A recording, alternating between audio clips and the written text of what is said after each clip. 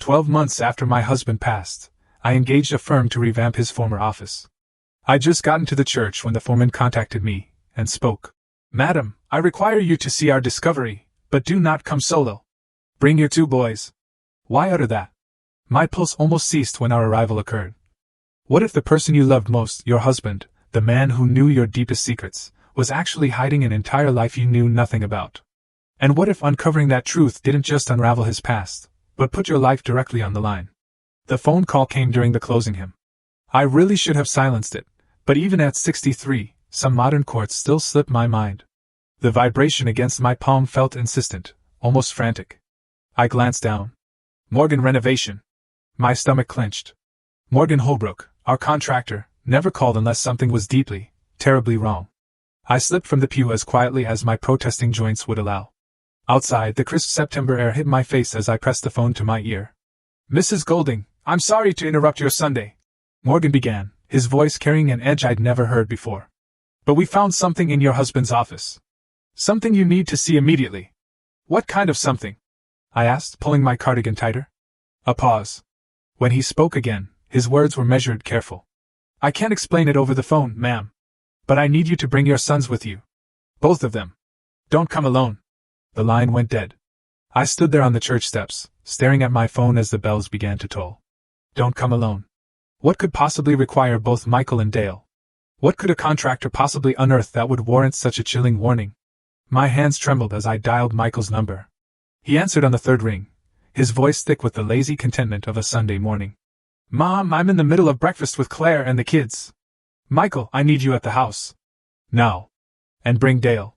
I fought to keep my voice steady. "What's wrong?" "The renovation crew found something. Morgan says we all need to be there." I heard him cover the phone, muffled conversation in the background. Claire's voice rose sharply, irritation, inconvenience. "Mom, can't this wait until— He said not to come alone, Michael. He said to bring both of you." Another pause. "We'll be there in 20 minutes. I drove home through the quiet streets of Millbrook Falls, Virginia, my mind racing through terrifying possibilities. Thomas had been gone a year now, a full rotation of seasons without his steady presence.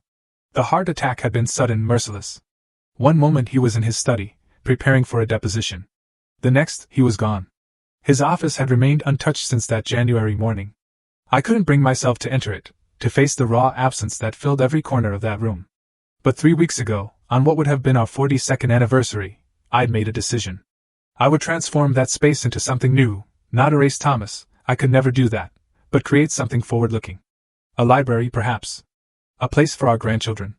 The renovation had begun 5 days ago. They'd started with the bookshelves, carefully boxing Thomas's law volumes, then the carpet, the old wallpaper. Morgan had promised 3, maybe 4 weeks. Today, they were scheduled to open up the wall behind Thomas's desk, something about updating electrical wiring before installing new built-in shelving. As I turned onto Hawthorne Drive, both my sons' cars were already there. Michael's sleek BMW next to Dale's more modest Honda. They stood together near the front porch, and even from a distance, I could see the tension in their postures. They'd barely spoken since Thomas's funeral, a silent war over the estate that I desperately tried to stay out of. "Mom!" Michael called, striding toward me, all business in his pressed slacks and polo. At 41, he'd inherited his father's sharp features and sharper mind. "What's this about?" "I don't know any more than you do," I said, fishing keys from my purse. Dale hung back, hands shoved in the pockets of his worn jeans. At 37, he'd always been the gentler of my 2 boys, more interested in his high school teaching position than following his father and brother into law. But there was something guarded in his expression now, something watchful. The front door opened before I could use my key. Morgan stood in the doorway, his face pale beneath his tan, sawdust clinging to his flannel shirt. "Mrs. Golding, thank you for coming so quickly." His eyes darted to my sons. "What did you find?" Michael demanded, already moving past him into the house. Morgan looked at me, and I saw something in his eyes that made my blood run cold, pity, and underneath it, fear. "It's better if you see it yourselves," he said quietly. We followed him through the familiar hallway to Thomas's study. The room looked strange, violated, stripped of carpet and wallpaper, the very bones of the house exposed. 2 of Morgan's crew stood near the far wall, their faces carefully neutral. The wall behind where Thomas's desk had stood for 2 decades was gone. Not just opened. Completely removed. In its place was a space I'd never known existed. A hidden room. It was small, perhaps 8 by 10 feet, lit now by work lights the crew had brought in. The walls were bare drywall, never painted. And along those walls, shelves. Dozens of them, filled with files. The wall was false, Morgan explained, his voice tight. Double-layered. We found the seam when we were checking for studs. There's a door mechanism here. He pointed to what looked like an innocuous section of bookshelf, hidden behind the trim work. Your husband built this years ago. A professional job. I stepped closer, my heart hammering against my ribs. The files were labeled, organized with the same meticulous care Thomas had brought to everything in his professional life. I recognized his handwriting on the tabs. But it was the contents that made my breath catch. Photographs. Documents. Newspaper clippings. And names. So many names, written in Thomas's precise script across manila folders. Michael pushed past me, grabbing one of the files. His face went white as he opened it. What the hell is this? He breathed. I pulled another file from the shelf at random. Inside were photographs of a man I didn't recognize, copies of financial documents, what looked like surveillance notes dated over a decade ago. At the top of the page, in Thomas's handwriting. Subject, Richard Peton. Status, terminated. Terminated. My hand shook as I set the file down and reached for another. And another. Each one contained a dossier on someone. Most of them people I'd never heard of, but some names I recognized. Local business owners, a former mayor, the superintendent of schools. Mom. Dale's voice was strangled. He stood in the corner of the hidden room, holding a file that bore no name on the tab, just a date, June 1998. He opened it, and photographs spilled out onto the floor. I bent to gather them, and my world tilted on its axis. The photos showed a young woman, beautiful, dark-haired, entering and leaving a hotel. In some of them, she was with a man. Not just any man. My husband. There were receipts. Hotel bills, restaurant charges, all dated across a span of 6 months in 1998. The year Michael had graduated college. The year we'd celebrated our 25th wedding anniversary. With a party at the country club. The year Thomas had told me he was traveling constantly for a case in Richmond. There's more, Morgan said quietly. He pointed to the back of the room. Michael was already across the room, examining a safe. It's a digital lock. 4 digits. Mom, do you know Dad's codes? I couldn't speak, couldn't think. The photographs felt like weights in my hands. Who was this woman? Why had Thomas kept these records hidden for over 2 decades? And more terrifyingly, what else had my husband been hiding? Try the anniversary, Dale suggested, his voice hollow. Michael punched in numbers. The safe beeped and clicked open. Inside was a single leather-bound journal and a stack of VHS tapes, each labeled with dates spanning back 30 years. But it was what sat on top that made Michael step backward, his face ashen, a handgun. And beneath it, a passport with Thomas's photo, but a different name. Mom, Michael said slowly, turning to face me. What kind of law was Dad really practicing? I looked around the hidden room at the files covering the walls, at the evidence of a life I'd never known my husband had lived. Thomas Golding, the man who'd kissed me goodbye every morning, who'd sat across from me at dinner every night for 4 decades, who'd held my hand through 2 pregnancies and 1,000 ordinary days, he had been a stranger. A stranger with secrets that someone had wanted to keep buried. Because as Morgan had led us through the house, I'd noticed something. Small things that might have meant nothing individually, but together formed a pattern. The scratches around the front door lock that hadn't been there last week.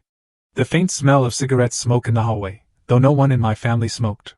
The way the alarm code had failed to work when I'd arrived 3 days ago, I'd assumed it was a glitch. But now, standing in this hidden room, filled with evidence of Thomas's secret life, I understood. Someone else knew about this room. Someone who'd been searching for something. And they might be searching still.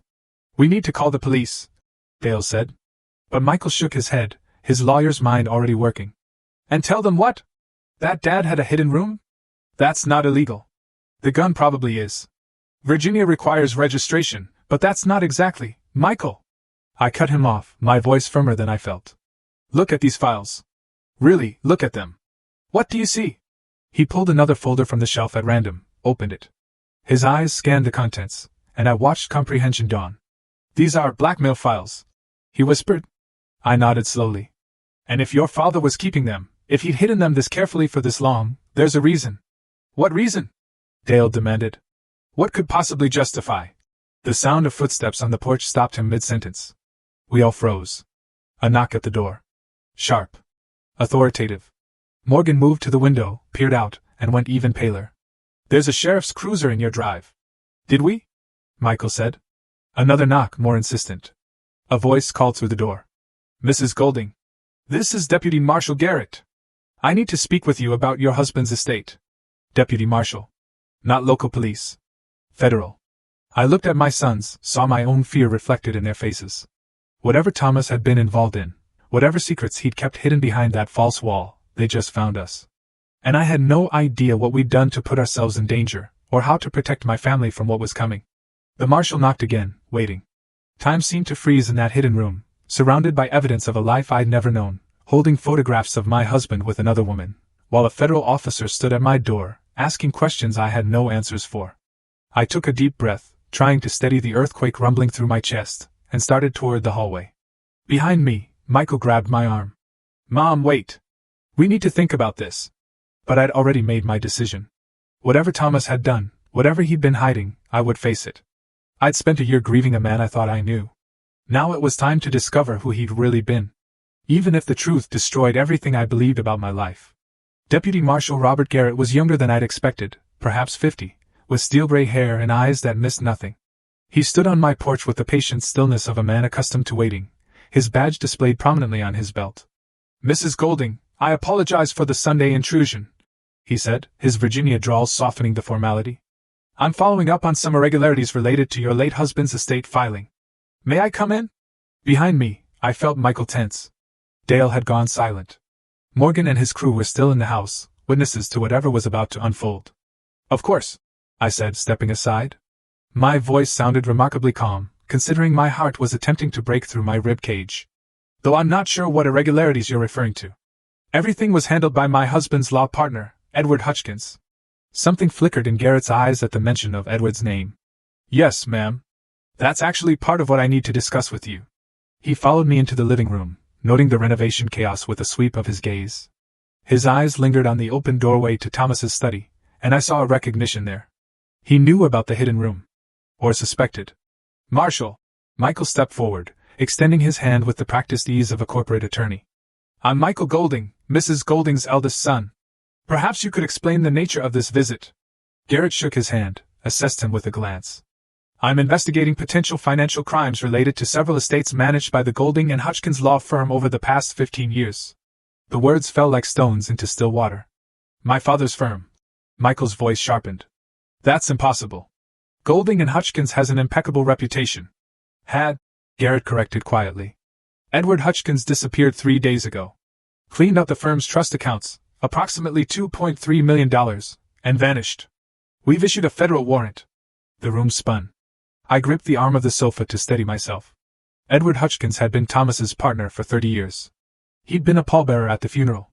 He'd helped me navigate the estate paperwork, assured me everything was in order. When you say disappeared, Dale asked slowly. Do you mean? I mean his wife came home Thursday evening to find his clothes gone, his computer wiped, and a note saying he was sorry. Garrett pulled out a small notebook. Mrs. Golding, when did you last speak with Mr. Hutchkins? I struggled to remember. 3 weeks ago, when I signed the papers to authorize this renovation. He came here to the house. Did he seem agitated? Worried? I thought back to that afternoon. Edward had been his usual self, professional, sympathetic, perhaps a bit distracted. But there had been something. He'd asked about Thomas's office. Whether I'd found anything unusual among his papers. Garrett's eyes sharpened. And had you? Michael shot me a warning glance. But I was tired of secrets. Tired of lies. No. I hadn't been in the office since Thomas died. Not until the renovation began. It was technically true. I hadn't found anything. The contractors had.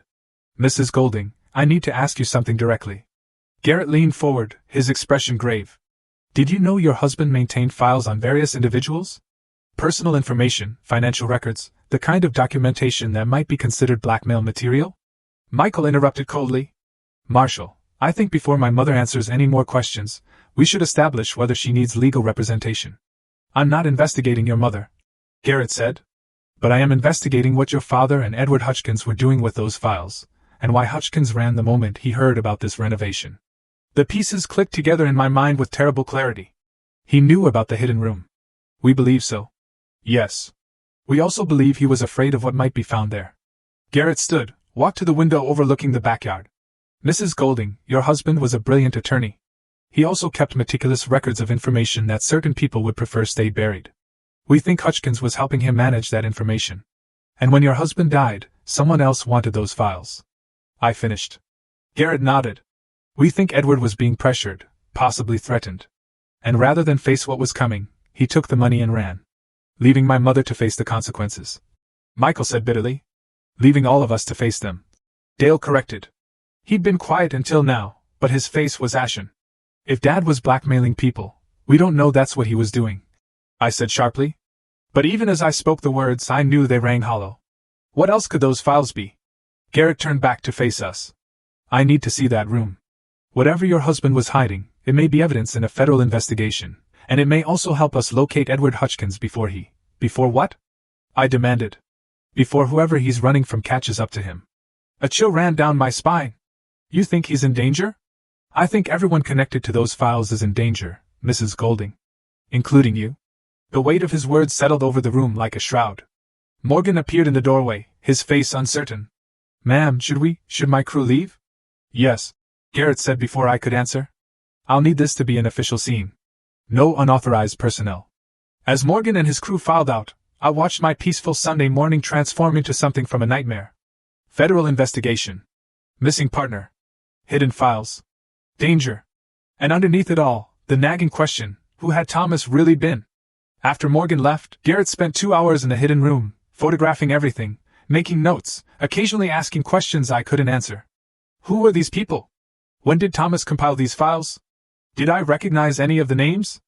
I recognized 3. Lawrence Brennan, who'd served as mayor of Millbrook Falls 10 years ago. Rita Vance, principal of the high school where Dale taught.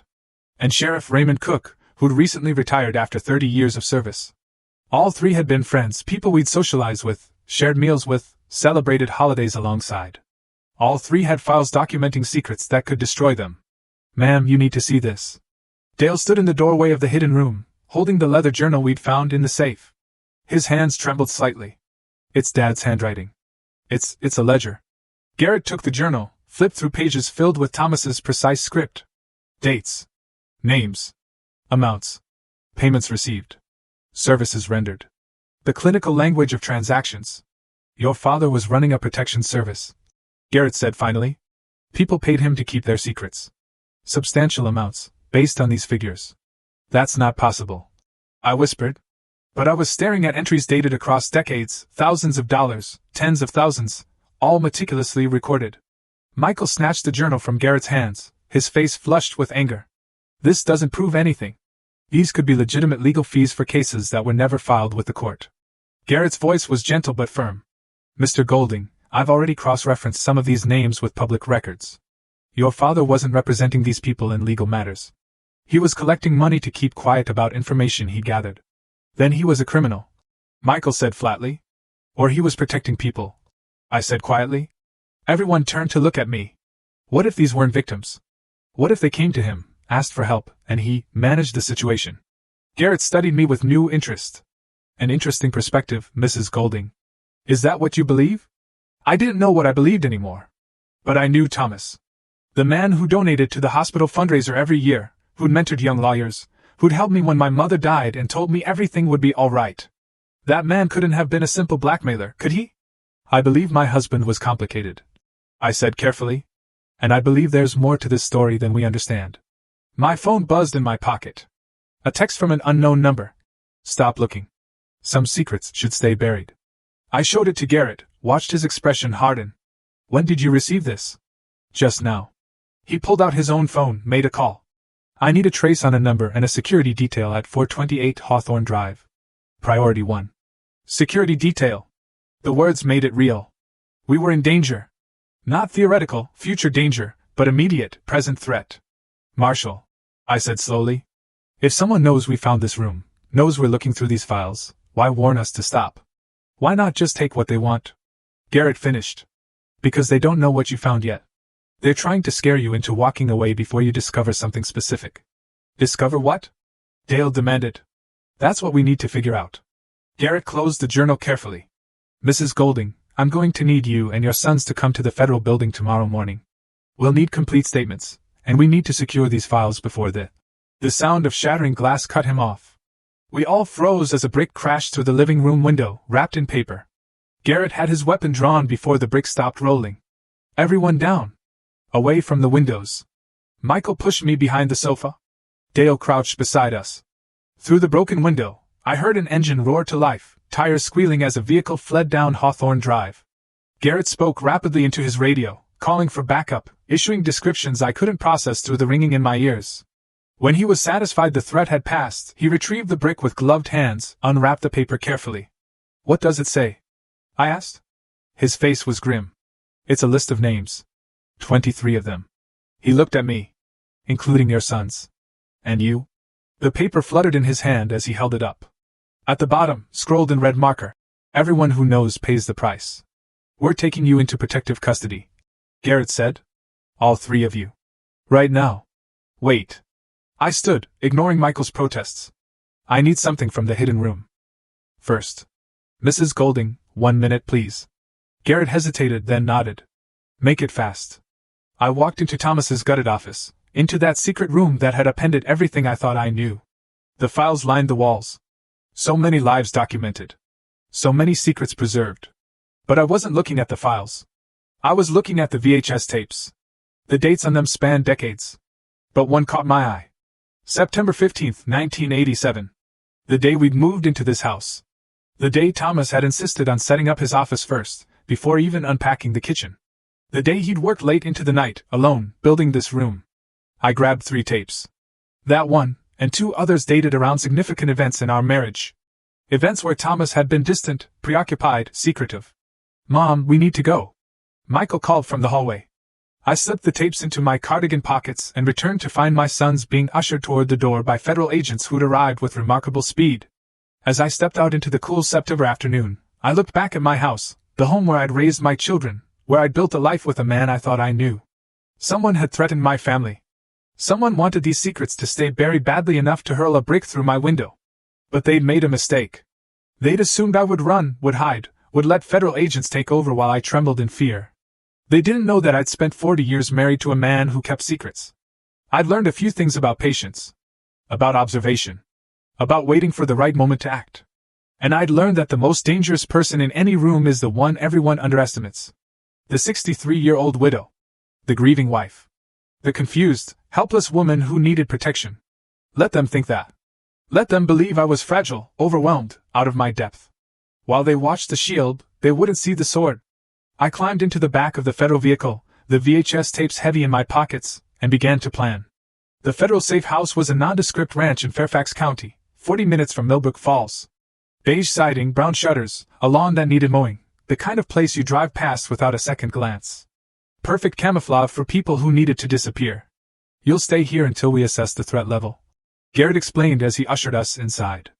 The interior was as generic as the exterior, standard government-issue furniture, bare walls, the faint smell of industrial cleaner. "We've got agents posted outside.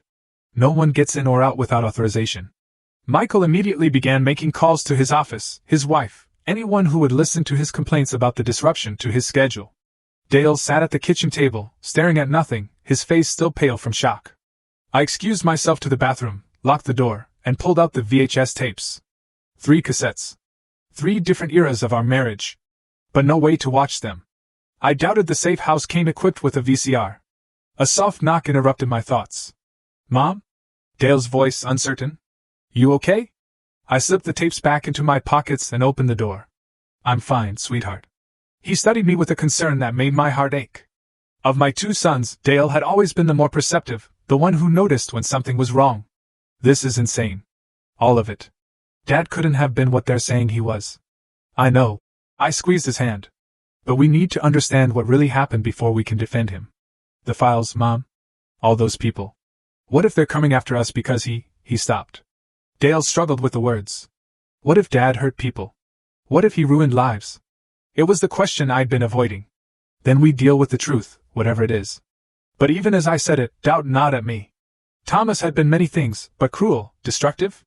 I couldn't reconcile that with the man who'd read bedtime stories to our sons, who'd held my hand through my father's funeral, who'd kissed my forehead every morning before leaving for work. Unless I'd never really known him at all.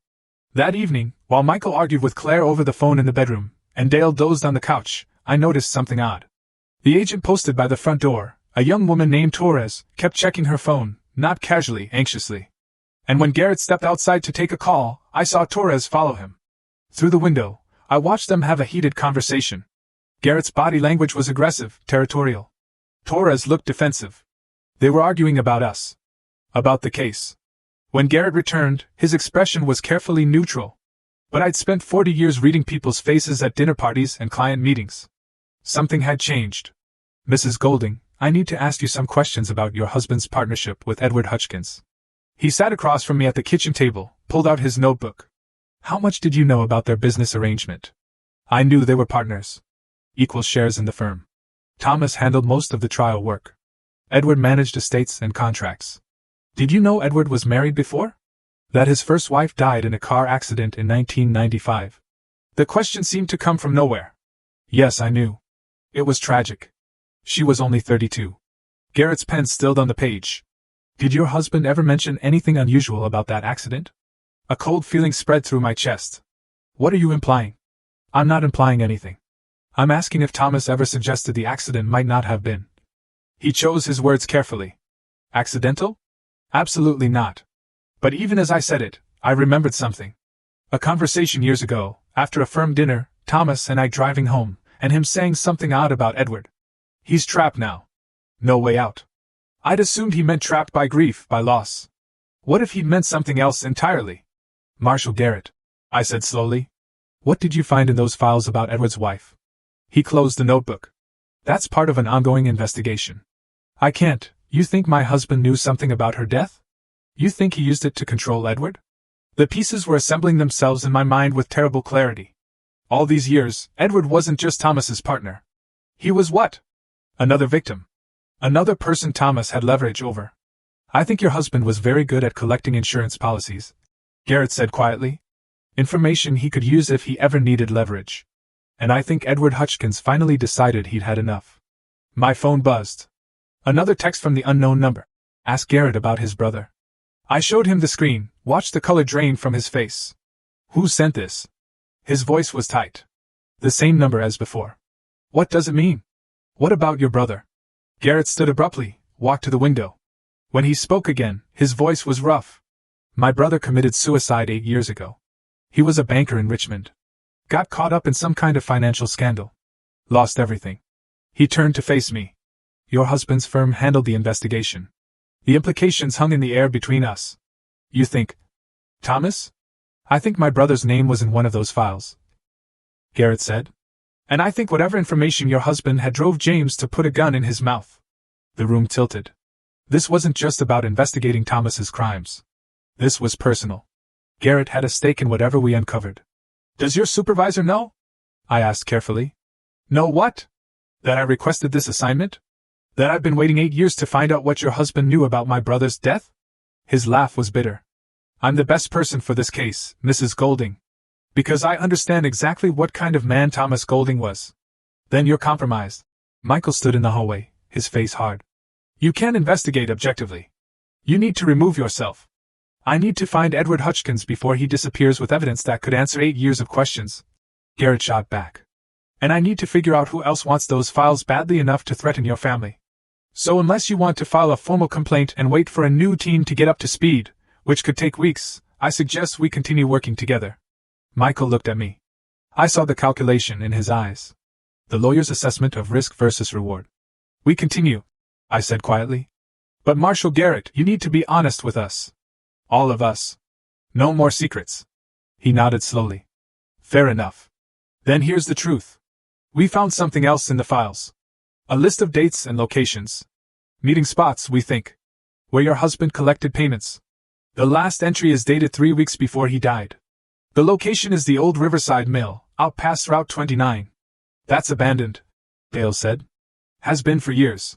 Exactly. Private. No witnesses. Garrett pulled out his phone, showed us a photograph. We sent a team there this afternoon. Found this in the main building. The image showed a room set up like an office. Desk, filing cabinet, laptop computer. But everything was destroyed. Paper scattered, drawers ripped out, the laptop smashed. Someone got there first. I breathed. 2 days ago, by the look of it. Right around the time Edward Hutchkins disappeared. Garrett swiped to another photo. We also found this. A message spray painted on the wall in red. The doctor knows. What doctor? Michael demanded. That's what we need to find out. Garrett's phone rang. He stepped away to answer it, his voice dropping to a murmur. I pulled out my own phone, opened the text message again. Ask Garrett about his brother.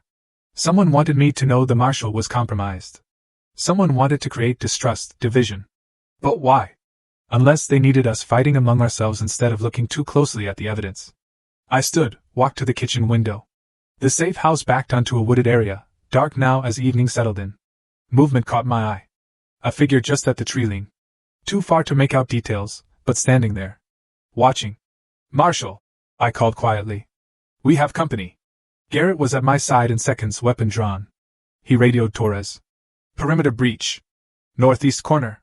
Move in, but don't engage until... The lights went out. Complete darkness. Michael swore. Dale called for me. Garrett was shouting orders into his radio. And then I heard it. The soft click of the back door opening. Someone was inside. Everyone down! Garrett's voice cut through the chaos. Federal agents, identify yourself! Silence. Then footsteps. Deliberate. Hurried. Crossing the kitchen tile. A flashlight beam cut through the darkness, blinding. And when my eyes adjusted, I saw a figure standing in the doorway, wearing one of the marshal's jackets and holding Torres's access badge, as if he belonged there. A man in his 60s, well-dressed, familiar. It took me a moment to place him, because he was so utterly out of context. Dr. Richard Brennan. Our family physician for 20 years. Hello, Constance, he said calmly, as if he just arrived for Sunday dinner. I think it's time we talked about what your husband really knew. Garrett's gun was trained on him. Don't move. Hands where I can see them. Dr. Brennan raised his hands slowly, but his expression remained placid. Marshal Garrett. I wondered when we'd meet. Your brother spoke of you often before the end. Garrett's hand trembled. You knew James? I was his doctor. Treated his depression after the scandal. Prescribed the pills he used to, well, you know the rest. Brennan's smile was terrible. Thomas documented all of it. Every prescription, every session, every moment of your brother's decline. He kept excellent records. You, son of a... Garrett lunged forward, but Michael grabbed him, held him back. Easy, Marshal, Brennan said. I'm not here to hurt anyone. I'm here because Constance needs to understand something important. He looked directly at me. Your husband didn't start collecting secrets because he was greedy or cruel. He started because he was protecting someone. And when he died, that protection ended. Protecting who? I demanded. You, Constance. Everything Thomas did. Every file, every secret, every terrible choice, he did it to protect you. The words made no sense. Protect me from what? Brennan's expression softened with something like pity. From the truth about your past. About who you really are. The floor seemed to drop away beneath me. What are you talking about? Your maiden name was Constance Elizabeth Bradford, correct? Grew up in Charlottesville, only child of Robert and Eleanor Bradford? Yes, I whispered, though suddenly I wasn't sure of anything. Except that's not true. Any of it. Brennan pulled a folder from his jacket. I recognized it instantly as one of Thomas's files. Thomas spent 30 years keeping this hidden.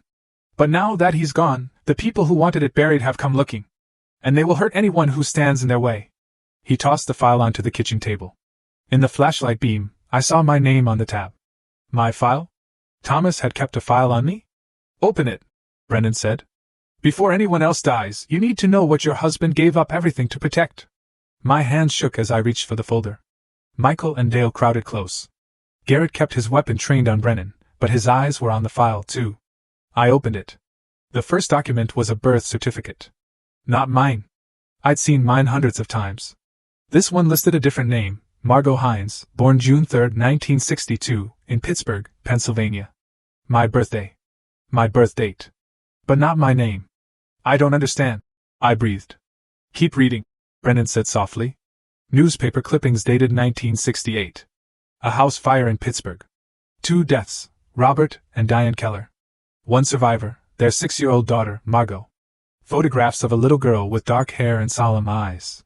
She looked familiar in a way that made my skin crawl. She looked like me. No, I said. It's a mistake. My parents were Robert and Eleanor Bradford. I grew up in Charlottesville. You remember what you were told to remember. Brennan interrupted. What the Bradfords raised you to believe. They adopted you after the fire, Constance. Changed your name, your history, your entire identity. And they did it because someone very powerful wanted you to disappear. Who? Dale demanded. Why would anyone? Because of what your mother witnessed the night of that fire. Brennan's voice was grim. Because she saw who said it. Because at 6 years old, Constance, or Margot, was the only witness to a double murder. The room spun. I gripped the table. Edge fought to breathe. This couldn't be real. Couldn't be true. But the photographs, the birth certificate, the dates that lined up perfectly with my life, reimagined as someone else's story. Thomas found out. I whispered. Somehow he discovered who I really was. When you were engaged, Brennan confirmed. He was doing background research for the wedding announcement. Found a discrepancy in your adoption records. Started digging. And what he found? He shook his head. The people who killed your birth parents, who wanted you silenced, they were connected. Powerful. Thomas realized that if anyone discovered you were still alive, still a potential witness, they'd come after her. Michael finished, his voice hollow. So he built a protection racket, Garrett said slowly. Collected secrets. Created leverage. Made himself untouchable. All to keep people from looking too closely at his wife's past. For 40 years, Brennan confirmed. He blackmailed, manipulated, and destroyed lives, all to keep Constance safe. And it worked. Until Edward Hutchins realized what the files really were. Until he understood that with Thomas gone, there was no one to maintain the balance, no one to keep the predators at bay. That's why he ran. I breathed. He knew they'd come looking. And they have. Brennan's expression turned urgent. Constance, the person who set that fire, who killed your parents, they're still alive, still powerful. And they know you found the files. They know you're looking for answers. Who is it? I demanded. Tell me who I'm afraid of. I can't. Thomas never told me the name. It was his final insurance policy. But it's someone in this town. Someone you know. Someone who's been watching you for 40 years, waiting to see if you'd ever remember. The lights flickered back on. Torres stumbled through the back door, blood streaming from a cut on her forehead. Breach! Someone hit me! More agents poured in, weapons drawn. In the confusion, I saw Brennan move toward the door. Wait! I grabbed his arm. The files. Do they say who? Thomas hid the final answer somewhere only you would find it, Brennan said urgently. He told me once, if anything happened to him, that you'd figure it out. That you were smarter than anyone gave you credit for. Then he was gone, melting into the chaos as agents secured the safe house. I stood there, holding a file that proved my entire life was a lie. That the parents I'd mourned, the childhood I remembered, the person I thought I was, none of it was real. I was Margot Hines, witness to a murder, target of a killer who'd waited 4 decades to finish the job. And somewhere in the evidence Thomas had spent a lifetime collecting, hidden in the secrets he'd protected so fiercely, was the answer to who wanted me dead. I just had to find it before they found me. They moved us. The safe house was compromised. We ended up in a suite at a bland federal building, agents stationed on our floor and in the lobby. Garrett had been replaced by a senior marshal named Patricia Cordova, a stern woman in her 50s, who made it clear she didn't appreciate the complications we brought to her jurisdiction. Dr. Brennan's disappearance is now part of the investigation, she informed us over coffee in her makeshift command center. We've issued a warrant, but he seems to have vanished as thoroughly as Edward Hutchins. They're working together, I said. It was the only explanation that made sense. Cordova's expression suggested she'd reached the same conclusion. What we need to understand is why. What's their endgame? I'd spent the sleepless night piecing together fragments of memory, testing them against this new reality. Margot Hines. The name felt foreign on my tongue, like trying on someone else's clothes. But there were moments, flashes of things I'd always attributed to childhood dreams, that suddenly took on new meaning. A house with blue shutters. The smell of smoke. A woman's scream. Running through darkness while someone called a name that wasn't Constance. Margot? They'd been calling for Margot. Mom, you need to rest. Dale sat beside me on the hotel room couch, his face creased with worry. You haven't slept. I can't. I showed him the file again. The birth certificate that proved I was someone else. Dale, if this is true, if I witnessed a murder, I might remember something. Something that could identify who did it.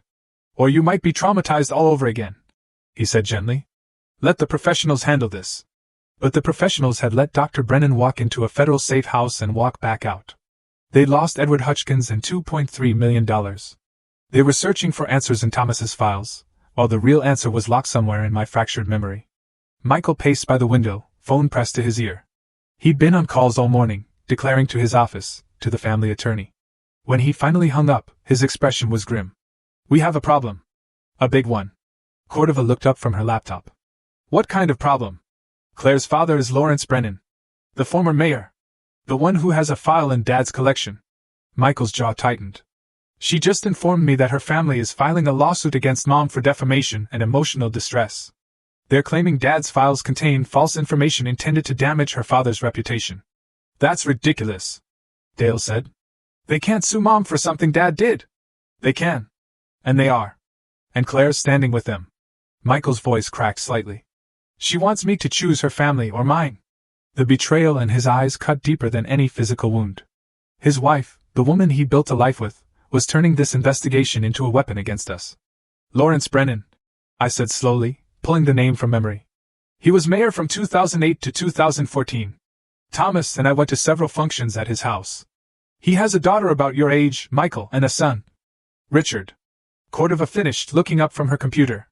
"Dr. Richard Brennan, who just happens to be your family physician and the person who broke into the safe house last night." The connections assembled themselves like a spider's web.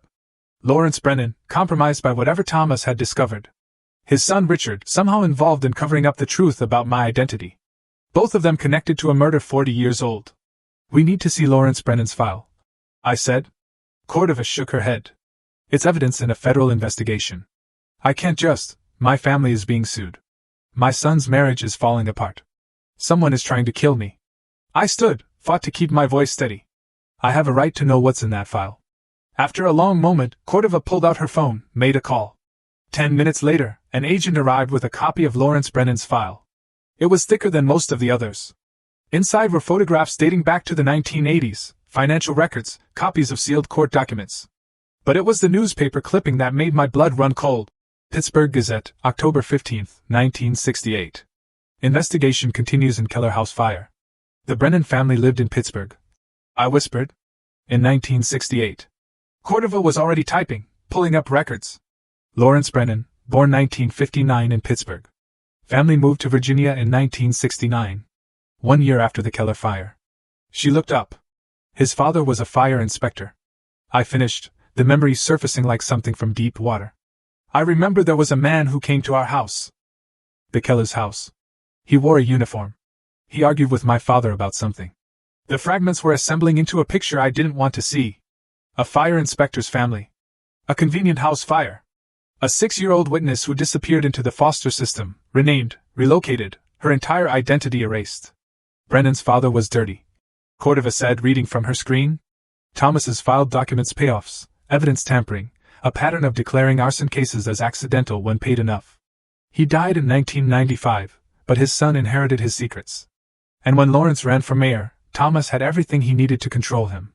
I said, "Why would your husband protect the man whose father helped cover up your parents' murder?" Dale asked. It was the question I'd been avoiding, but the answer was becoming clear. Because Thomas didn't just want justice. He wanted insurance. He wanted to make sure the people involved had too much to lose by coming after me. Michael sank into a chair, his face ashen. Dad built an entire criminal empire just to keep you safe. And now it's falling apart. Everyone he controlled. Everyone who had something to lose, they're all scrambling to protect themselves. By eliminating the witness. Cordova said quietly. By eliminating you. My phone buzzed. Another text from the unknown number. Your sons will pay for your husband's sins, starting with Michael's reputation. Before I could show it to Cordova, Michael's phone rang. He answered, listened, and went pale. That was my senior partner. Someone leaked confidential client information to the press. Information that was on my laptop. They're saying I violated attorney-client privilege. His voice was hollow. They're opening an ethics investigation. I could be disbarred. It's escalating, Cordova said. They're not just threatening anymore. They're actively destroying your family's credibility, your resources, your ability to fight back. Dale's phone buzzed next. He read the message and I watched the color drain from his face. The school board, they're putting me on administrative leave. Pending an investigation into. He stopped, showed me the screen. Allegations of inappropriate conduct with students. That's insane. I said. Dale, you're the most ethical teacher, doesn't matter. His hand shook. Once an accusation like this is made, it follows you forever, even if it's proven false. They were taking my sons down systematically, destroying their careers, their reputations, their lives. And they were doing it because I dared to look for the truth. We need to go public, Michael said suddenly. Release the files. All of them. If everyone's secrets are exposed, then everyone has motive to silence you permanently. Cordova interrupted. No. We need to identify who's orchestrating this and build a case that will stand up in court. While my family is destroyed? Michael's voice rose. While my marriage falls apart, and my brother loses his career? While we keep you alive? Cordova shot back. That's the priority. But I was thinking about something Dr. Brennan had said. Thomas hid the final answer somewhere only you would find it. The VHS tapes. They were still in my overnight bag, confiscated as evidence, but logged and stored. I stood, interrupting the argument. Marshal Cordova, I need access to evidence. 3 VHS tapes from my husband's safe. She frowned. Why? Because my husband documented everything. If there's an answer, it might be on those tapes. 20 minutes later, we were in a federal building conference room with a VCR that looked like it belonged in a museum. Cordova, 2 other agents, my sons, and I gathered around as I inserted the first tape, the one dated September 15, 1987, the day we'd moved into our house. The screen flickered to life. Thomas appeared younger, his hair not yet gray.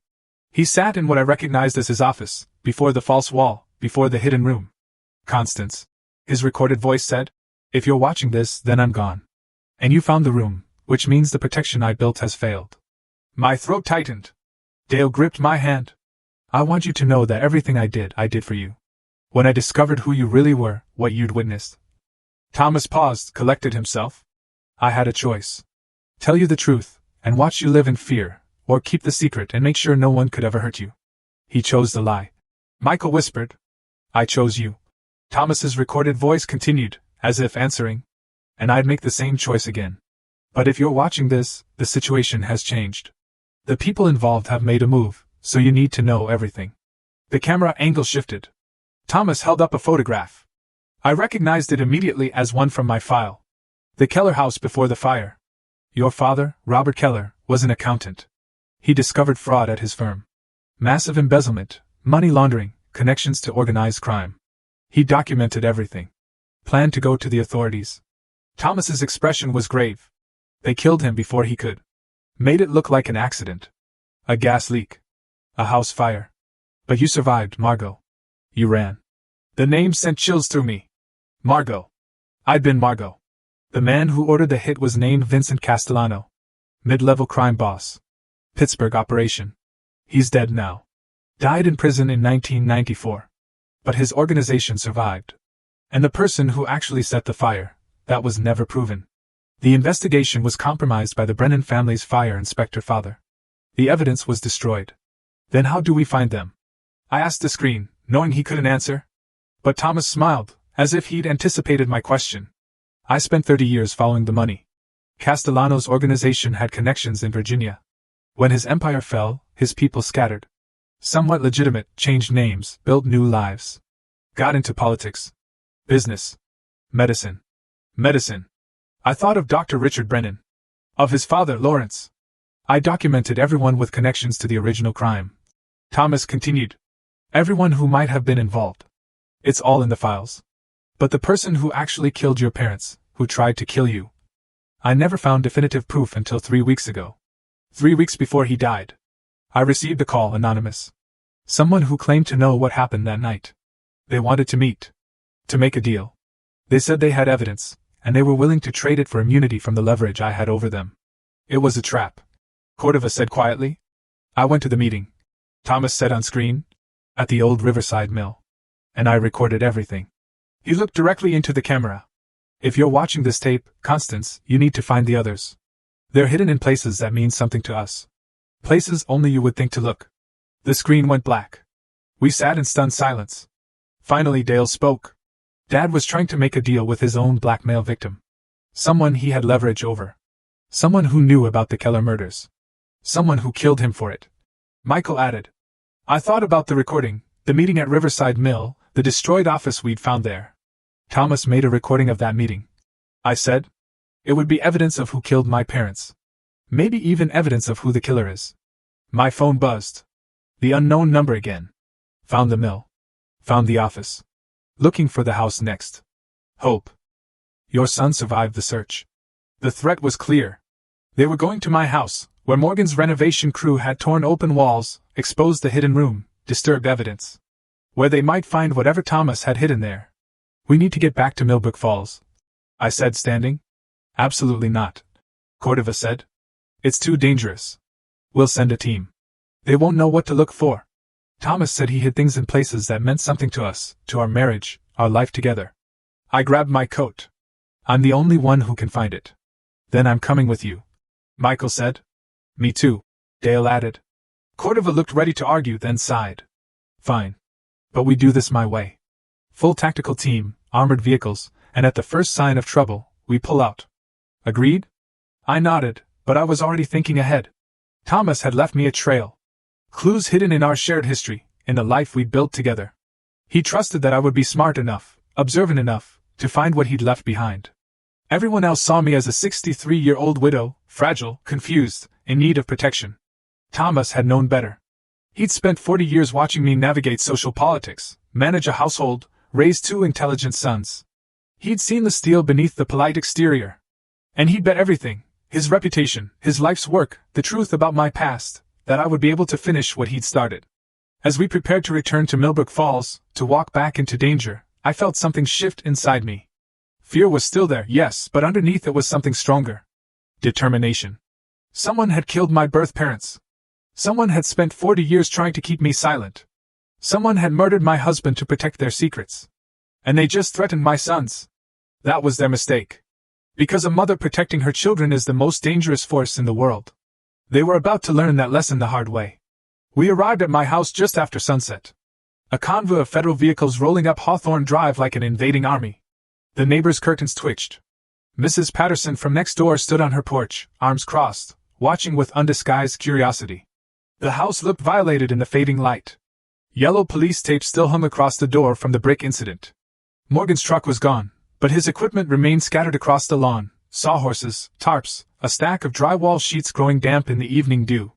Clear the perimeter first, Cordova ordered her team. 6 agents fanned out, checking the backyard, the garage, the shadowed spaces between houses where threats might hide. I stood on the sidewalk, keys clutched in my hand, and tried to think like Thomas. Where would he hide something precious?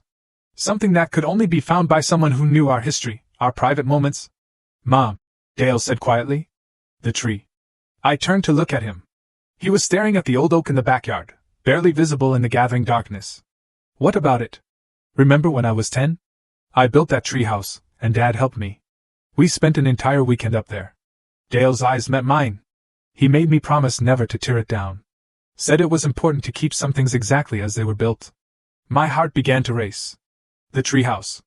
We'd kept it maintained even after the boys grew up, even though it served no purpose. Thomas had insisted on replacing boards when they rotted, keeping the structure sound. Cordova, I called. We need to check the treehouse.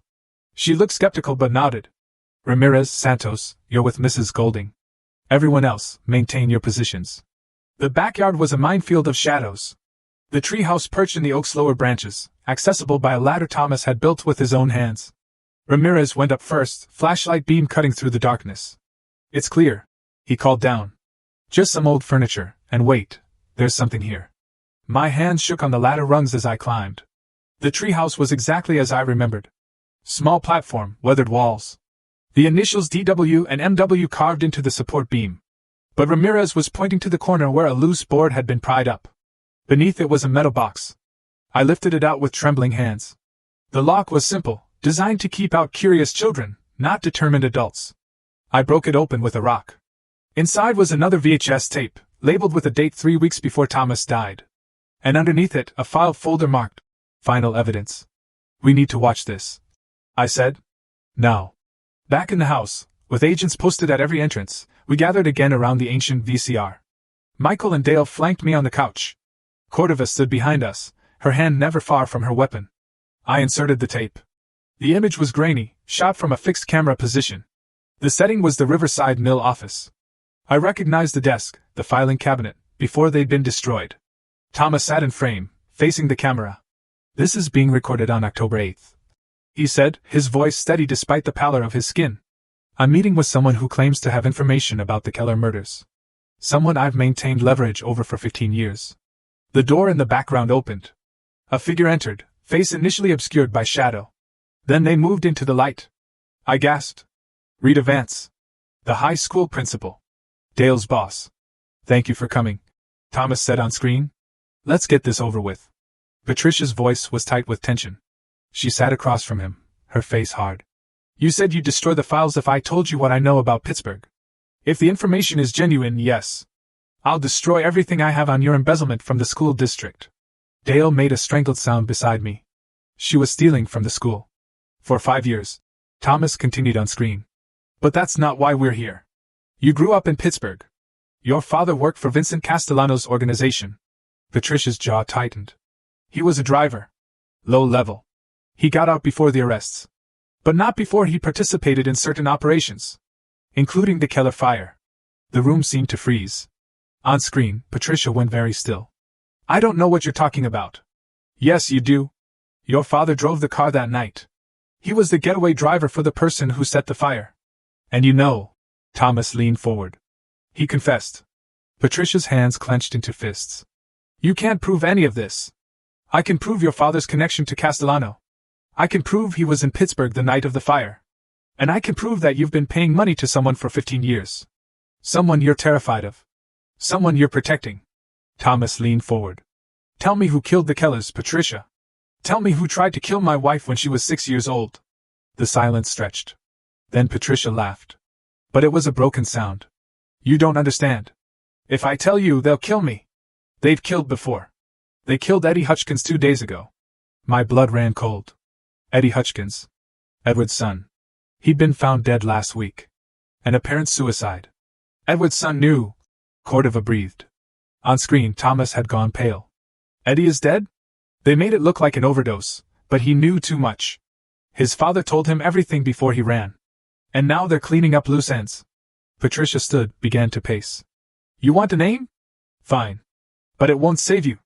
Won't save any of us. She moved closer to the camera, her face filling the frame. The person who set the Keller fire was Brennan. But not Lawrence. His older brother James. He was 17, working for Castellano's crew, trying to prove himself. He set the fire. He made sure the Kellers couldn't escape. And then he panicked because there was a witness. A little girl who ran. My chest constricted. I couldn't breathe. James Brennan. He'd spent 40 years wondering if that little girl would remember. If she'd recognize him. When his father got the fire inspector job in Virginia and helped cover it up. When Lawrence got into politics. They all had something to lose if the truth came out. Patricia's eyes glistened. But James had the most to lose. Because he didn't just kill the Kellers. He liked it. And he kept doing it. What do you mean? Thomas asked, his voice barely audible. James Brennan has killed 6 people over the past 40 years. Made them all look like accidents. Natural causes. Anyone who got too close to the truth. Anyone who might expose him. She looked directly into the camera. And now he knows about you. About your wife. About these files. The tape went silent. Then Thomas spoke again, his voice steady despite the fear in his eyes. Where is James Brennan now? Patricia smiled. But it was terrible. That's the thing, Thomas. You already know him. You've known him for 20 years. You just never realized who he really was. The screen went black. We sat in stunned silence. Then Cordova was on her phone, barking orders. I need everything we have on James Brennan. Family records, aliases, employment history. He changed his identity. I said numbly. Just like I did. He became someone else. Someone local, Michael said. Someone we know. Dale was staring at nothing, his face ashen. Principal Vance has been dead for 3 days. They found her Monday morning. Carbon monoxide poisoning in her garage. Another accident, Cordova said grimly. Just like Eddie Hutchins. Just like Thomas, I finished. The pieces were falling into place with horrifying clarity. His heart attack. What if it wasn't natural? Cordova's expression confirmed she'd been thinking the same thing. We need to find James Brennan. Now. The doorbell rang. Everyone froze. Cordova signaled her agents, weapons drawn. Through the window, I could see a figure on the porch, alone, unarmed as far as I could tell. Mrs. Golding. A familiar voice called through the door. It's Sheriff Cook. The dispatcher told me the feds were back at your house, and I figured I'd better come check on you. Raymond Cook. Retired sheriff. Friend of 30 years. The man who'd comforted me at Thomas's funeral. I moved to the door, looked through the peephole. He was alone. No visible weapons. "Don't open it," I said suddenly. Something was wrong. Something about the voice, the timing, the way he'd appeared exactly when we'd discovered the truth. But Cordova was already opening the door, her weapon trained on Cook. "Sheriff, I'm going to need you to show me some identification." Raymond Cook stepped into the light. He looked exactly as he always had. Silver hair, weathered face, kind eyes that crinkled when he smiled. He raised his hand slowly. "Easy now, Marshal. I'm just here as a concerned citizen. Heard the commotion. Wanted to make sure Constance was safe." "How did you know I was here?" I asked, my voice surprisingly steady. He looked at me, and something in his expression shifted. The kindness faded, replaced by something colder. "Because I've been watching. Waiting. 40 years is a long time to wonder if someone will remember." The world tilted. "James," I breathed. He smiled then, and it transformed his face into something monstrous. "Hello, Margot. Took you long enough." Cordova's weapon came up, but Cook was faster than a man his age should be. He grabbed her wrist, twisted, and suddenly he had her gun. Agents poured in from the backyard, but Cook had already put the weapon to my head. "Everyone stop, or Constance dies right here, right now, just like her parents." The agents froze. Michael and Dale started to move, but I shook my head slightly. I could feel the cold metal against my temple. Smell the sweat and desperation rolling off the man I'd called friend for 3 decades. The man who'd killed my parents, who tried to kill me, who'd murdered my husband. "You set the fire," I said quietly. "You were just a boy. Old enough to understand what happened to snitches." His voice was rough. "Your father was going to destroy everything. Castellano's whole operation. I did what needed to be done. And then you became a cop. Changed your name. Built a whole new life. Built a perfect life until your husband started digging. Until he figured out who I really was." Cook's grip tightened. "I tried to warn him.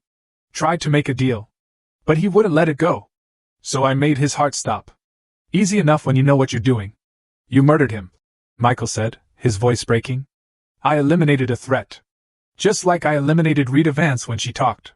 Just like I eliminated Eddie Hutchkins when he tried to blackmail me." Cook pulled me backward toward the door. "And now I eliminate the last loose end. The witness who's haunted me for 40 years. You won't make it out of here," Cordova said. "There are 6 agents surrounding this house. Then I guess we'll see how many people die tonight." Cook's hand was steady, his voice calm. This wasn't panic. This was a man who'd killed before and knew exactly what he was doing. But he'd made a mistake. He assumed I was the same terrified 6-year-old who'd run from a burning house.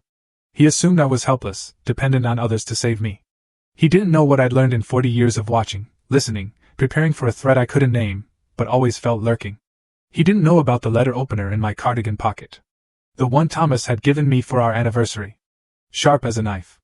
That I'd been carrying since we found the hidden room. Just in case. "You're right," I said quietly. "You've been very careful. Very smart.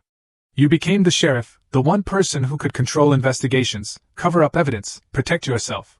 "Exactly." He sounded almost proud. "But you made one mistake." "What's that, Margot?" I drove the letter opener backward into his thigh, hard as I could. He screamed, his grip loosening for just a second. I dropped, rolled away, and Cordova was on him before he could recover. Agents swarmed, weapons drawn, and Raymond Cook, James Brennan, was on the ground, bleeding and cursing, and finally caught. I sat on my living room floor, shaking while chaos erupted around me. Michael and Dale were beside me in an instant, their arms around me, their voices reassuring me that it was over, that I was safe. But I couldn't stop staring at the man on the floor. The monster who'd stolen my parents, my childhood, my husband. Who'd hidden behind a badge and a friendly smile while destroying lives. "What was the mistake?" Cook gasped out through his pain, looking at me with hatred and something almost like respect. "What mistake did I make?" I met his eyes steadily. "You assumed that being old meant being weak. You assumed I'd be easy to control, easy to kill." I stood, with my son's help, and looked down at the man who terrorized me without my even knowing it. "But I've spent 63 years surviving, learning, watching, preparing." I smiled then, cold and sharp. "And Thomas spent 40 years teaching me exactly how dangerous underestimated people can be." As the agents hauled Cook away, as paramedics checked my trembling hands, and Cordova congratulated me on my quick thinking, I felt something break open inside me. Margot Hines had watched her parents die. Constance Golding had lived a lie. But the woman standing in this house, surrounded by evidence of secrets and violence and 40 years of hidden truth, she was someone new. Someone forged by both identities, strengthened by both lives. Someone who'd just taken down a killer with nothing but intelligence, patience, and a letter opener. Thomas had been right. I was strong enough to finish what he started. And I wasn't done yet. The next 3 weeks passed in a blur of depositions, interviews, and revelations that rippled through Millbrook Falls like aftershocks from an earthquake. James Brennan, the man we'd known as Sheriff Raymond Cook, confessed to everything, not out of remorse, but with the clinical detachment of someone discussing a particularly complex chess game. 5 murders over 40 years, each one carefully staged to look natural. My parents, Thomas, Rita Vance, Eddie Hutchkins, and a man named Gregory Walsh in 1998, who'd been investigating cold cases and gotten too close to the truth about the Keller fire. He'd lived among us for 3 decades, attended church services, coached Little League, served as sheriff with distinction, his corrupt father having buried his juvenile record so completely that no background check ever connected him to the boy who'd set that fire. The media descended on our small town like locusts. Headlines screamed about the killer cop and the widow's revenge. But the truth was strange enough that I couldn't entirely blame them. I sat in my kitchen on a Tuesday morning in late October, exactly 1 month after the renovation crew had found the hidden room, and watched the sunrise paint the oak tree gold. The treehouse was still there, but I decided to take it down. Some memories didn't need to be preserved. Mom. Dale appeared in the doorway, 2 cups of coffee in hand. He'd been staying with me since the arrest, unwilling to leave me alone despite my protests. How are you feeling? Like myself, I said. For the first time in a long time. It was true. The woman I'd been, Constance Golding, devoted wife, doting mother, pillar of the community, had been real, but incomplete. Now, knowing the truth about Margot Hines, about the trauma buried beneath 40 years of carefully constructed identity, I felt more whole than I had in decades. Broken and mended, scarred, but stronger for it.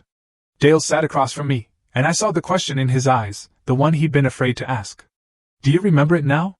The fire? I did. The memories had returned in fragments over the past weeks. Pieces of that night reassembling themselves like a puzzle. I remember my mother singing while she made dinner. My father at the kitchen table with papers spread out, worried about something. Then the smell of smoke. The heat. My mother screaming for me to run. And Brennan. I wrapped my hands around my coffee cup. I remember a young man's face in the window, watching the house burn, smiling. I was too young to understand what I was seeing, but some part of me never forgot. That's why I never felt entirely safe, even in my own home. Why I always checked the locks twice, kept a weapon close, watched strangers too carefully. You knew, Dale said softly. On some level, you always knew. Perhaps. Or perhaps Thomas's 40 years of vigilance had taught me to be cautious.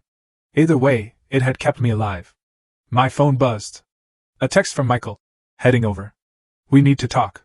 He arrived 20 minutes later, with Claire. That surprised me. They'd been separated since the lawsuit, living apart while lawyers negotiated the terms of what everyone assumed would be a divorce. But Claire's hand was in Michael's as they walked up the path, and her eyes were red, as if she'd been crying. Mrs. Golding, she said, her voice breaking. I owe you an apology. A massive one. I invited them in, poured more coffee, and waited. My father. Claire began, then stopped, collected herself. When the files came out, when everything went public, I learned things. Things about him, about my family, that I never knew. Lawrence Brennan's file had been released as evidence. The public now knew about the payoffs, the corruption, the cover-up of the Keller fire investigation. He'd resigned from every board he sat on, retreated into his mansion, and refused to speak to the press. He used his position to help hide a murderer. Claire continued. And when you and Michael were threatened, when your family was being destroyed, I stood with him. I chose protecting his reputation over protecting the people I should have cared about most. You didn't know, I said gently. I should have trusted you. Should have trusted Michael. She looked at my son with raw emotion. Instead, I let my family manipulate me. Use me as a weapon against you. Michael's jaw was tight, but he squeezed her hand. We're working through it with a therapist. It's going to take time, but we want to try. Claire added, if you'll forgive me. If you'll let me try to make this right. I thought about it. About grudges and anger and the poison they created. About how Thomas had spent 40 years fighting threats, collecting leverage, living in a constant state of war. That path had cost him his life, and nearly cost me mine. You're forgiven, I said. Both of you. But Claire, you need to understand something. I met her eyes steadily. Your father made choices. He has to live with the consequences. You can love him and still hold him accountable. You can be his daughter without being his defender. She nodded, tears spilling over. I'm trying to learn that. After they left, closer than they'd been in months, hands linked as they walked to the car, Dale turned to me. That was generous. After what her family did. Holding on to anger would only hurt me. I said. Claire made a mistake. She's young. She deserves the chance to grow from it. What I didn't say was that I'd already exacted a different kind of justice. Lawrence Brennan's political career was over. His reputation destroyed. His son Richard had fled the country. Last I heard, he was in Costa Rica, beyond extradition for his role in helping James conceal his identity. The Brennan family empire had crumbled, and I hadn't had to lift a finger. The truth had done all the work. That afternoon, Marshal Cordova called. Thought you'd want to know. We found Edward Hutchins. My heart jumped. Where? Mexico. Living under an assumed name. He's agreed to return and testify in exchange for a plea deal. She paused. He wants to speak with you, Mrs. Golding. Says he owes you an explanation. The meeting was arranged for the following week, in a federal facility, with Cordova present. Edward looked 10 years older than the last time I'd seen him. Gaunt, haunted. His expensive suit replaced with prison orange. Constance, he said when they brought him in. I'm so sorry. For all of it. I studied the man who'd been Thomas's partner for 30 years, who'd sat at our dinner table, celebrated holidays with us, held my hand at the funeral while knowing he was about to run.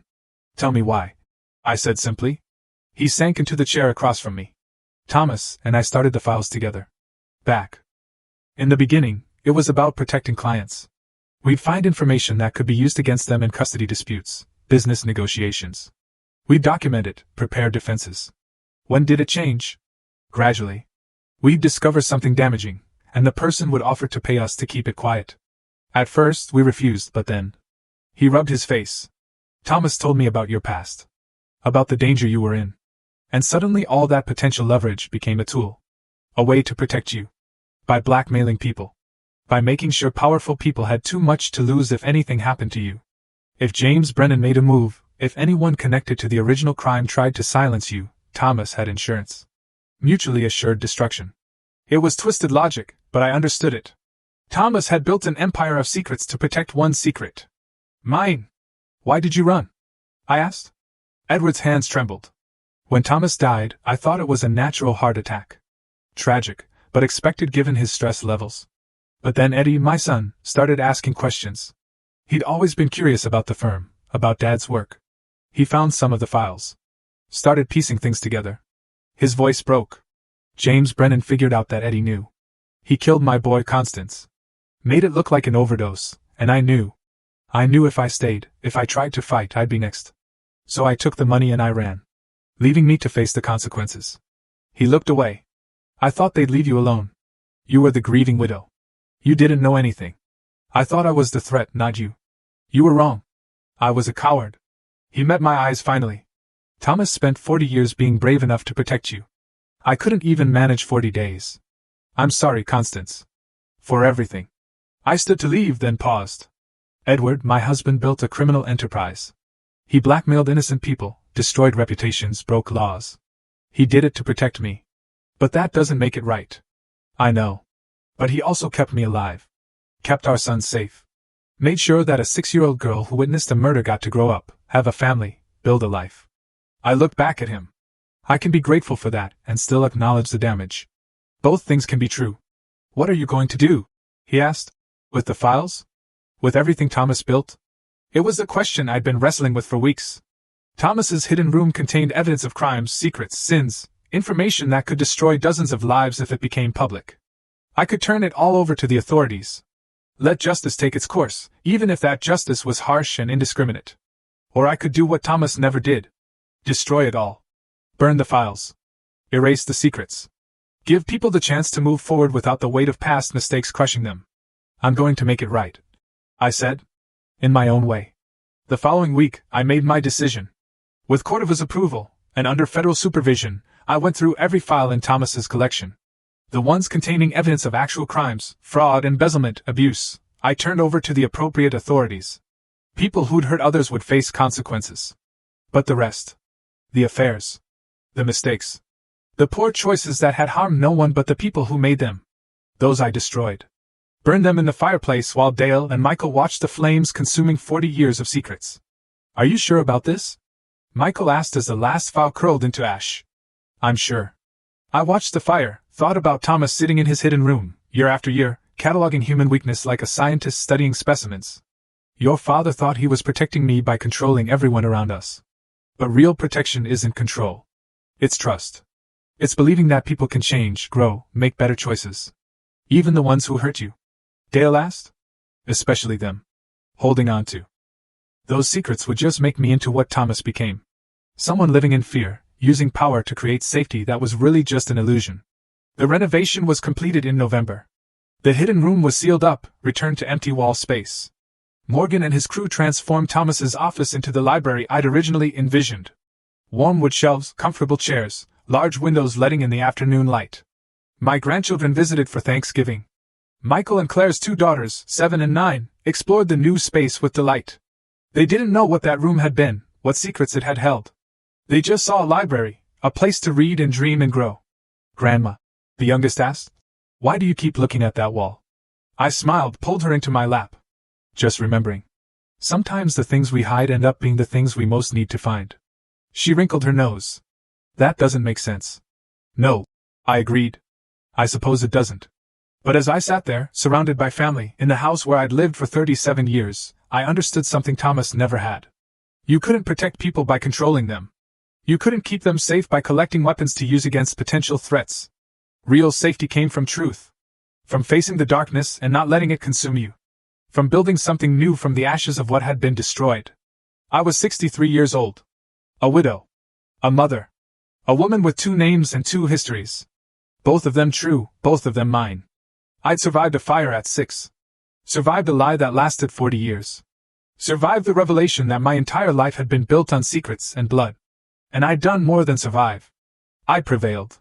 Not through violence or vengeance, but through patience, intelligence, and the quiet strength that everyone had underestimated.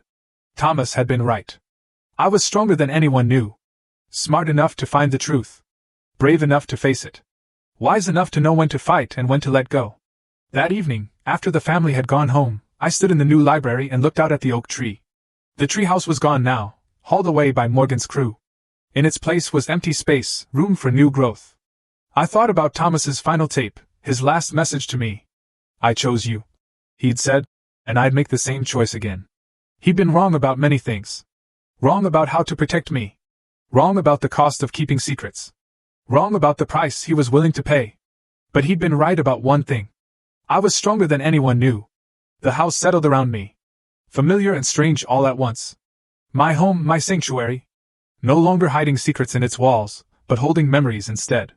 Good ones and bad ones. Truth and lies. Everything that made a life real. I picked up my phone, scrolled to the unknown number that had terrorized me with threats, and sent one final message. You were wrong. The old know things the young have yet to learn. We survive because we're patient. We win because we're underestimated. Remember that. Then I blocked the number, deleted it, and moved on. Outside, the sun was setting, painting the Virginia sky in shades of amber and rose. A new season approaching. A new chapter beginning. And for the first time in 63 years, I knew exactly who I was. Not Margot Hines, victim of violence. Not Constance Golding, keeper of secrets. But both and neither. And something entirely my own. A survivor. A seeker of truth. A woman who'd faced her past and chosen her future. That was enough. That was everything. This whole experience taught me so much about how deep secrets can run, and how much we don't truly know about the people closest to us. It also showed me a strength I didn't know I had.